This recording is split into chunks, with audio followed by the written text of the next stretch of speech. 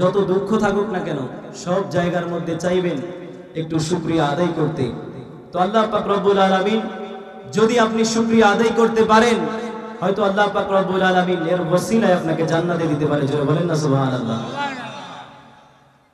তো পবিত্র মিরাজুন নবী উপলক্ষে পূর্ব নয়াকান্দি জামে মসজিদ ও যুব সমাজের উদ্যোগে ও কবরবাসীর রুহের মাগফিরাত কামনায় চতুর্থ বার্ষিক ওয়াজ দোয়া মাহফিল, যে আল্লাহ পাকের নিয়ামত, আপনি যদি আল্লাহ পাকের নিয়ামতের শুকরিয়া আদায় করতে পারেন, আল্লাহ পাক রব্বুল আলামিন আপনাকে নিয়ামত বাড়িয়ে দেবে। জোরে বলেন না সুবহানাল্লাহ। এই জন্য আল্লাহ পাক রব্বুল আলামিন কুরআনুল কারীমের মধ্যে বলেন, فَبِأَيِّ آلَاءِ رَبِّكُمَا تُكَذِّبَانِ।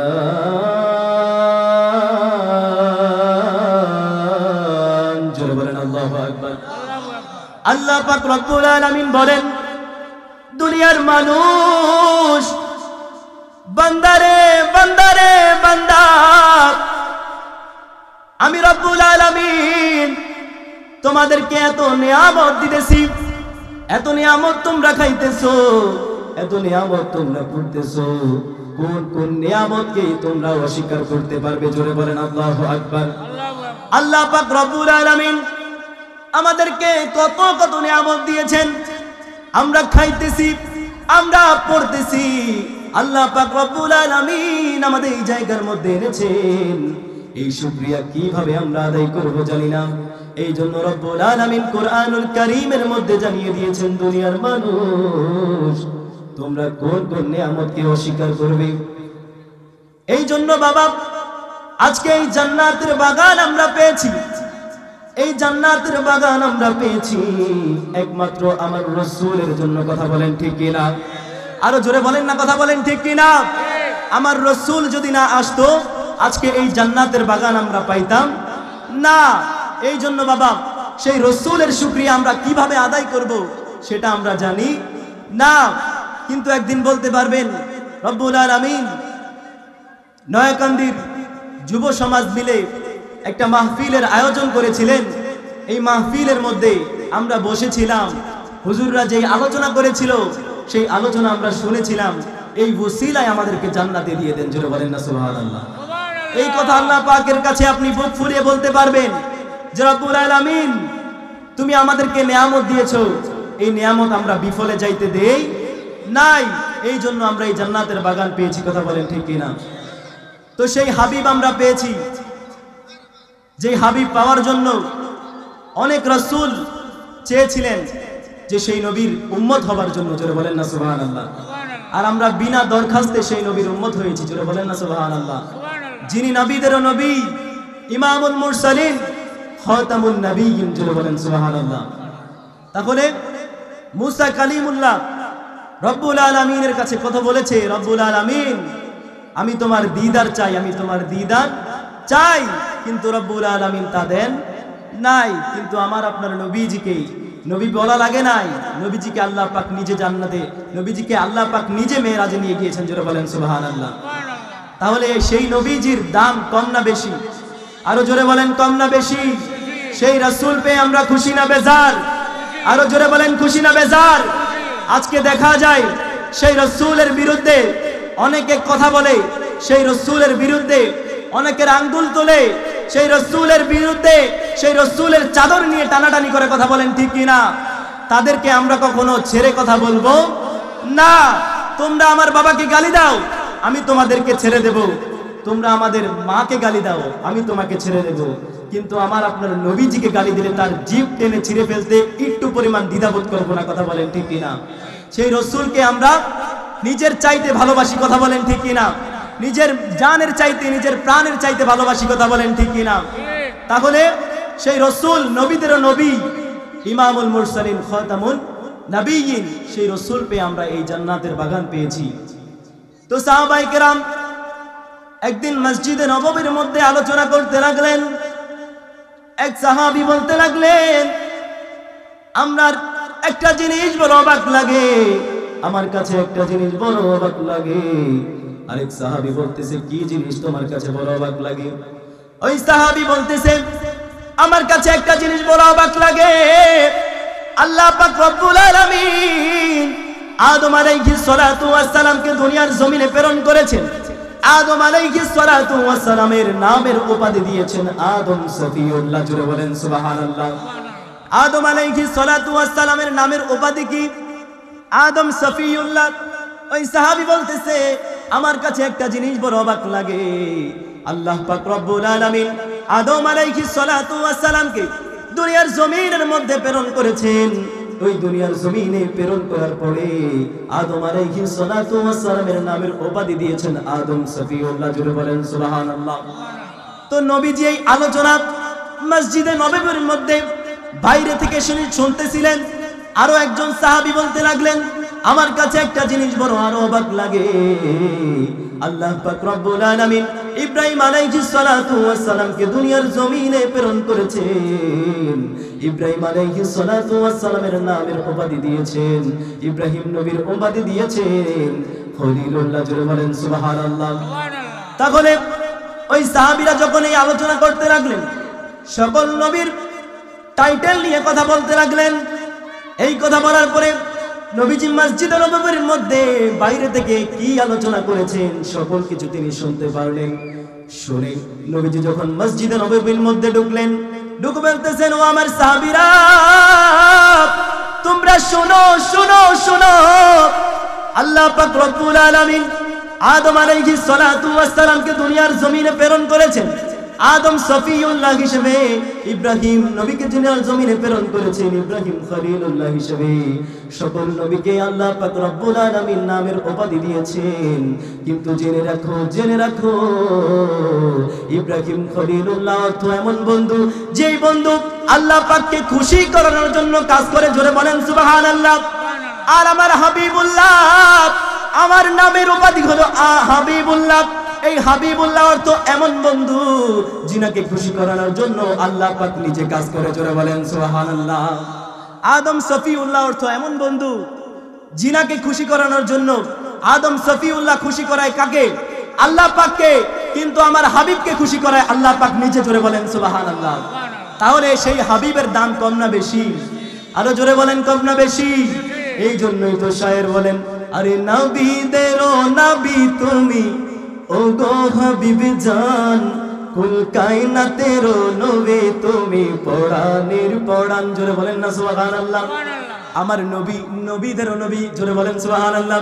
আরে নবীদেরও নবী তুমি, নবীদেরও নবী তুমি, ও গো হাবিব জান, কুল কায়নাতেরও নবী তুমি, পরাণের পরাণ। কুল কায়নাতেরও নবী তুমি, পরাণের পরাণ। সবাই আমার সাথে বলতে পারবেন? কথা বলেন, বলতে পারবেন তো ইনশাআল্লাহ? সবাই বলেন, নবীদেরও নবী তুমি, নবীদেরও নবী তুমি, কুল কায়নাতেরও নবী তুমি। আপনারা যে আওয়াজ দিতেছেন মনে হইতেছে কবরবাসী আজকেই হয়ে যাবেন। আপনাদের কাছ থেকে হাদিয়া চাইছি নাকি? কথা বলেন, হাদিয়া চাইছি? তাহলে যেমন মনে করতেছেন মনে হয় ধন সম্পদ হুজুরে দিয়া দিবেন। বলেন না একটু, নবীদেরও নবী তুমি, নবীদেরও নবী তুমি, ও গো হাবিব জান, কুল কায়নাতেরও নবী তুমি, পরাণের পরাণ। সবাই কায়নাতেরও নবী তুমি, মাশাআল্লাহ, কায়নাতেরও নবী তুমি। তুমি যদি বিন্নবাসো যাইব কার দুয়ারে, গোলাম বলে নেও না আমায় একটু আপন করে। সেই নবীজির গোলাম হতে চাই কি চাই না? আরো জোরে বলেন, চাই কি চাই না? সেই নবীজির গোলাম যদি আমরা হতে পারি, আমাদের আর কোনো চিন্তা থাকতে পারে না। কথা বলেন ঠিক কি না? আমার আপনার মুর্শিদ কেবলা বলে গিয়েছেন, নবীজির গোলামের, মাওলাজির গোলামের কোনো চিন্তা নাই। কথা বলেন ঠিক কি না? সেই জন্য শায়ের বলতেছেন, আরে কুল কায়নাতেরও নবী তুমি, পরাণের পরাণ। সবাই কায়নাতেরও নবী তুমি, সবাই কায়নাতেরও নবী তুমি।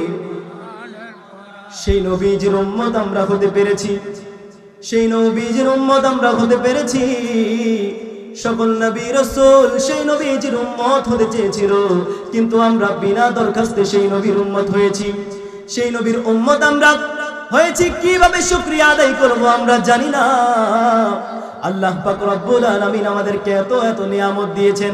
হাবিব দিয়েছেন, আমাদেরকে খাওয়াইতেছেন, আমাদেরকে পড়াইতেছেন, এত এত নিয়ামত আমরা কিভাবে শুকরিয়া আদায় করব? এই জন্যই তো নবীজির দরবারে একজন সাহাবী এসে বলতেছেন, ইয়া রাসূলুল্লাহ, ইয়া হাবিবাল্লাহ, নবীজি আমাকে কিছু দান করেন। কি করেন? দান করেন। নবীজির কাছে এক সাহাবী এসে বলতেছেন, ইয়া রাসূলুল্লাহ, ইয়া হাবিবাল্লাহ, নবীজি আমাকে কিছু দান করেন। নবীজি তাকে একটা খেজুর দান করলেন। জোরে বলেন সুবহানাল্লাহ। কি দান করলেন? খেজুর দান করলেন। কথা বলেন, কি দান করলেন? খেজুর দান করলেন। কিন্তু ওই সাহাবী খেজুরটা পেয়ে ফেলে দিলেন। জোরে বলেন নাউজুবিল্লাহ। সে শুকরিয়া আদায় করে নাই। আপনারাই বলেন, আল্লাহ পাক রব্বুল আলামিন আমাদেরকে খেজুর দিয়েছেন, এটা কি নিয়ামত না কিয়ামত? আরো জোরে বলেন, নিয়ামত না কিয়ামত? আমরা পানি খাইতেছি, এটাও আল্লাহ পাকের নিয়ামত। কথা বলেন ঠিক কিনা? তো সেই খেজুর পেয়ে ওই সাহাবী ফেলে দিলেন। ওই সাহাবী চলে গেলেন। পরের দিন আরো একজন সাহাবী এসে বললেন, ইয়া রাসূলুল্লাহ, ইয়া হাবিবাল্লাহ, নবীজি আমাকেও কিছু দান করেন। নবীজি তাকেও একটা খেজুর দান করলেন। জোরে বলেন সুবহানাল্লাহ। খেজুর দান করার পরে ওই সাহাবী উচ্চ আওয়াজে বলতেছেন আলহামদুলিল্লাহ। জোরে বলেন সুবহানাল্লাহ। সে কি করতেছেন? নিয়ামতের শুকরিয়া আদায় করতেছেন। জোরে বলেন সুবহানাল্লাহ।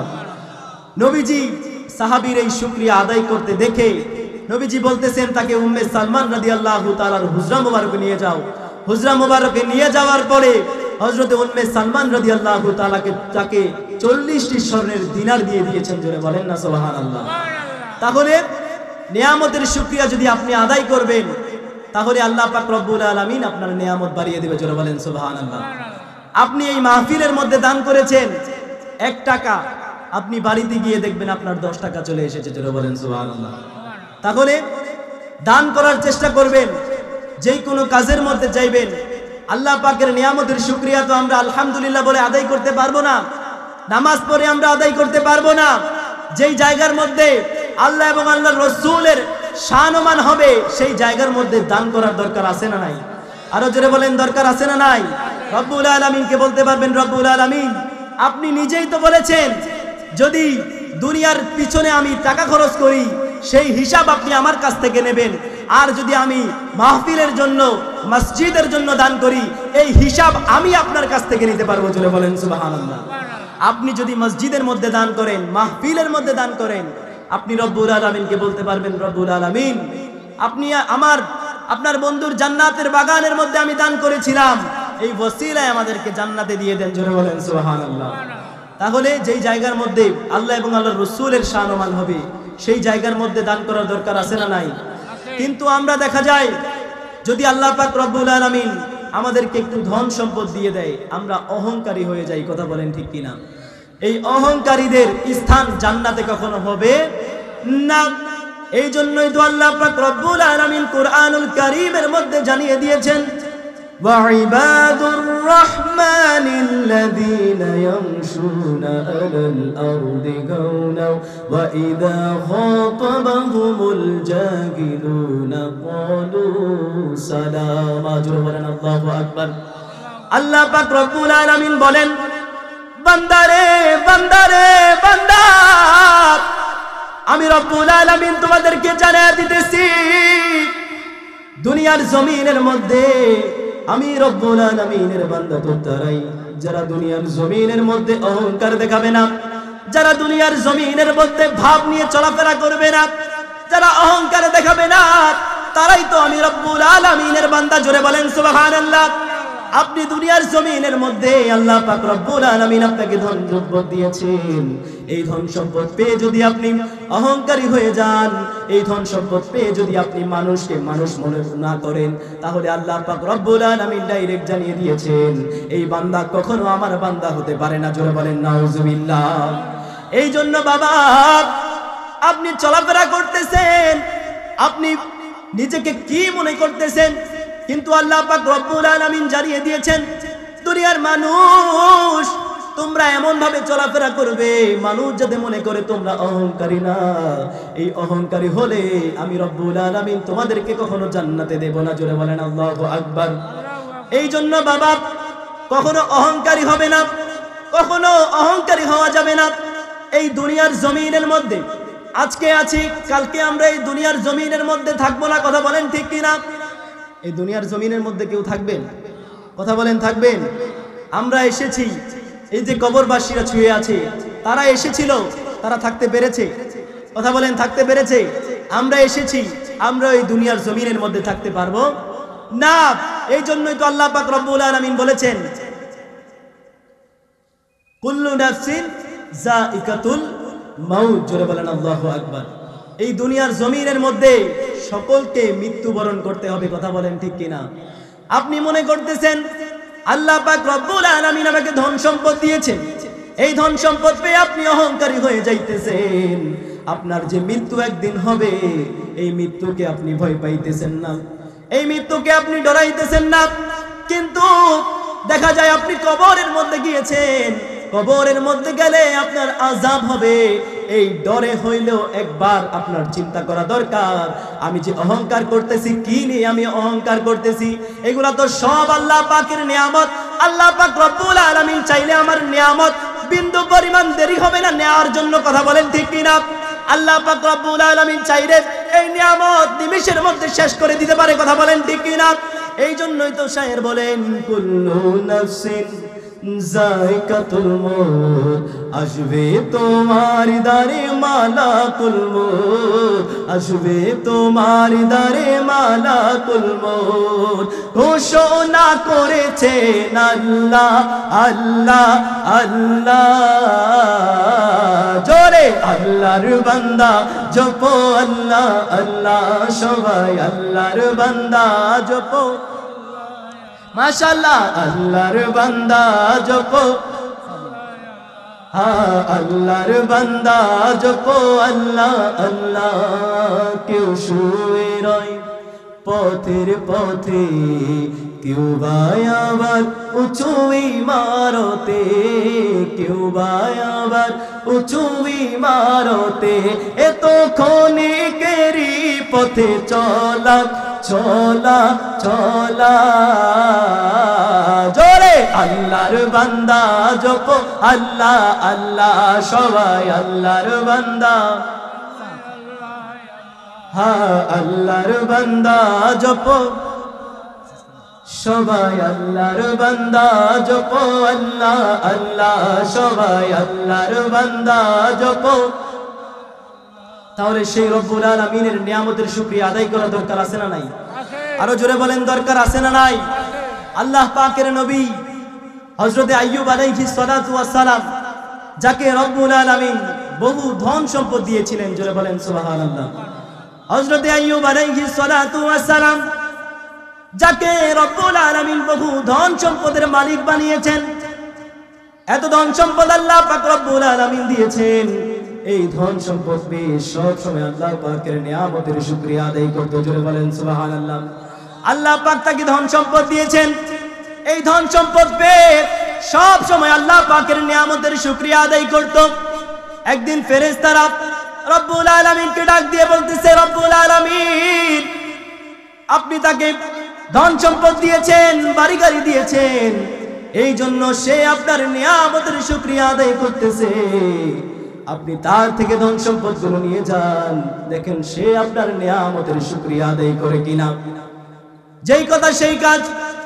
রব্বুল আলামিন হযরত আইয়ুব আলাইহিস সালাতু ওয়াস সালামকে যত ধন সম্পদ দিয়েছিলেন, সকল ধন সম্পদ গুলোকে জ্বালিয়ে দিয়েছেন, জোরে বলেন আল্লাহু আকবার। ধন সম্পদ গুলি নিয়ে যাওয়ার পরে হযরত আইয়ুব আলাইহিস সালাতু ওয়াস সালাম বলতেছেন আলহামদুলিল্লাহ, জোরে বলেন সুবহানাল্লাহ, আরো জোরে বলেন না সুবহানাল্লাহ। আপনার আমার ধন সম্পদ যদি আল্লাহ পাক রব্বুল আলামিন নিয়ে যাইতো, আমরা বলতাম আল্লাহ পাক রব্বুল আলামিন কি শুধু আমাদেরকেই দেখে, কথা বলেন ঠিক কিনা? আরো জোরে বলেন ঠিক কিনা? কিন্তু আল্লাহর নবী আইয়ুব আলাইহিস সালাতু ওয়াস সালামের ধন সম্পদ, যত ধন সম্পদ ছিল, সকল ধন সম্পদগুলোকে নিয়ে যাওয়ার পরে সে বলতেছেন আলহামদুলিল্লাহ, জোরে বলেন সুবহানাল্লাহ। তাই সে আইয়ুব আলাইহিস সালাতু ওয়াস সালাম তখন ফেরেশতারা রব্বুল আলামিনকে ডাক দিয়ে বলতেছে, রব্বুল আলামিন আপনি তার ধন সম্পদগুলো নিয়ে গিয়েছেন, সে বলতেছেন আলহামদুলিল্লাহ।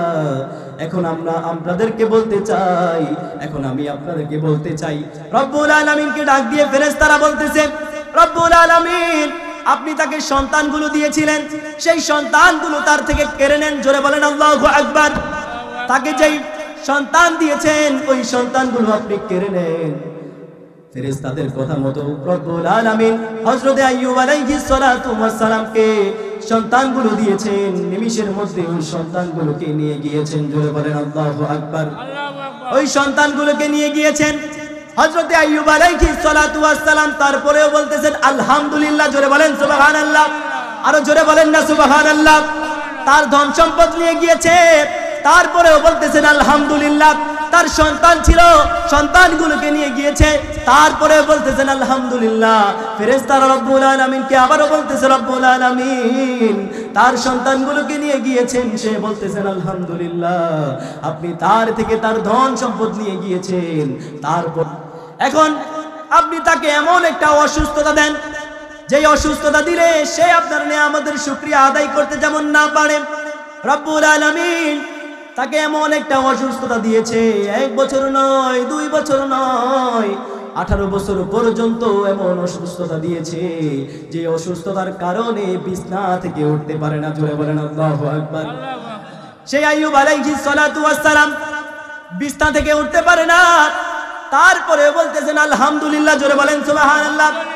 1 ওয়াক্ত নামাজ তিনি কামাই করে নাই, 1 ওয়াক্ত নামাজ মিস দেয় নাই, সে বলতেছেন আলহামদুলিল্লাহ। কিন্তু শেষ সময়ের মধ্যে এমন একটা সময় চলে এসেছে যে সময়ের মধ্যে তার জিহ্বার মধ্যে অসুস্থতা দিয়েছে। জোরে বলেন আল্লাহু আকবার।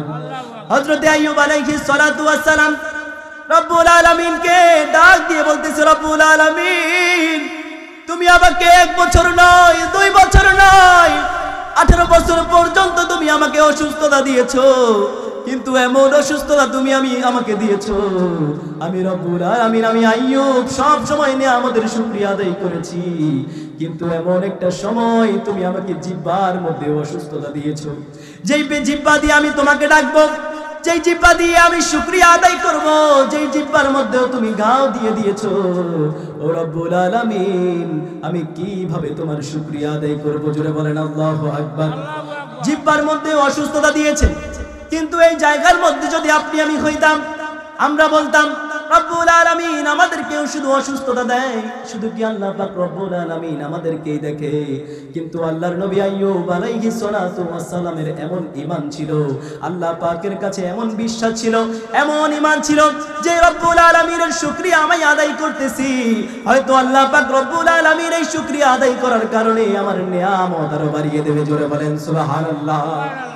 তারপরে আইয়ুব আলাইহিস সালাতু ওয়াস সালামকে রব্বুল আলামিন ডাক দিয়ে বলতেছে, ওগো নবী আইয়ুব তুমি একটা পাথরের কাছে যাও, ওই পাথরের কাছে গিয়ে তুমি তোমার পা দিয়ে আঘাত করবে, ওই পাথর থেকে পানি পড়বে, ওই পানি দিয়ে তুমি গোসল করার সাথে সাথে তুমি আবার 18 বছরের যুবক হয়ে যাবে। জোরে বলেন সুবহানাল্লাহ। কত বছরের? 18 বছরের যুবক হয়ে যাবে।